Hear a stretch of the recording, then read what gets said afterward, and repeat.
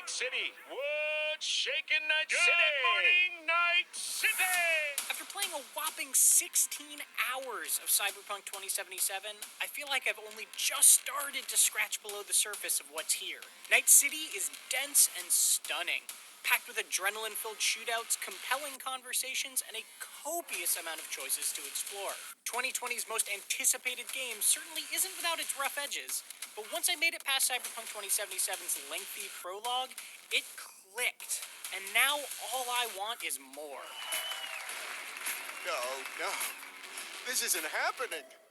Oh, but it is! Cyberpunk 2077 is a surprisingly slow burn, with an immense amount of options and depth. I only truly got a grasp of its pace and structure about 8 hours in, and spent the second 8 settling into what it actually felt like to play. Avoiding spoilers entirely, the prologue is essentially a microcosm of the larger game. It's a fun introduction to the world and its characters, but it wasn't until its end that Cyberpunk 2077 really sank its hooks into me. It's a slow walk to get there, but all that setup makes the larger story you're eventually thrust into that much more compelling. What do you want from me? From there, Night City opens up wide. You're kicked into the world with a larger goal and a list of side quests already so long you could spend days on it before even looking at the central story. Night City's fairly cluttered map is immediately filled with points of interest, gangs to fight, and missions to complete.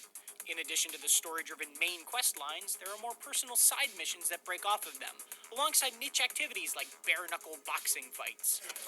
Cyberpunk 2077 empowers you with a shopping list of interesting stuff and just says go. The stories being told were largely pretty great too. I'm excited to see how the main plot plays out, both in a grand sense and with specific impressively acted characters I've already grown attached to. Side missions were also a lot of fun, whether they had me infiltrating enemy buildings, tracking down silly rogue AI taxis, or partaking in genuinely touching moments like going to a funeral. It's impossible to say how that quality will hold up over what appears to be a downright massive campaign, but I appreciated Cyberpunk 2077 was willing to have intimate human conversations even when its world is filled with excess and flash. Unfortunately, with any game this ambitious, some spots are bound to be rougher than others, and while the quests themselves were entertaining, the way they're managed seemed lacking. Cyberpunk 2077's quest log is a big, messy list, offering no information on what a quest will reward upon completion and only a vague indication of how its difficulty compares to your current level.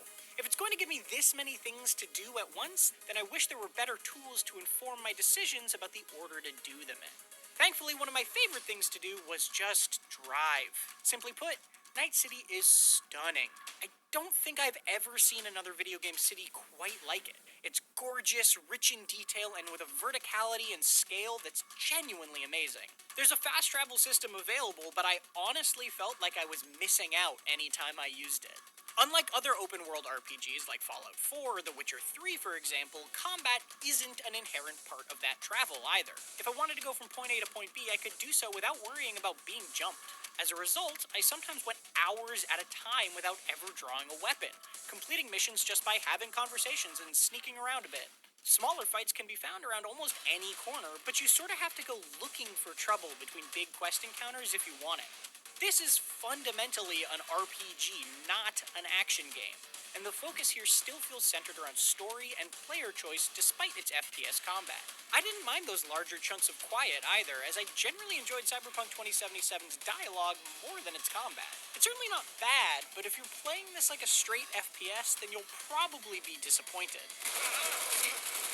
Enemies have a surprising amount of health, often acting as bullet sponges that can take multiple shots to the head. It wasn't until deep into my playtime where I felt the combat really started to gel, once I had unlocked a few more options and specialized weapons. By the end, I was sneaking into rooms, getting off a hack to reveal enemy positions, using a chargeable rifle to then shoot them through the wall from another room, and then pulling out a legendary katana if anybody got too close.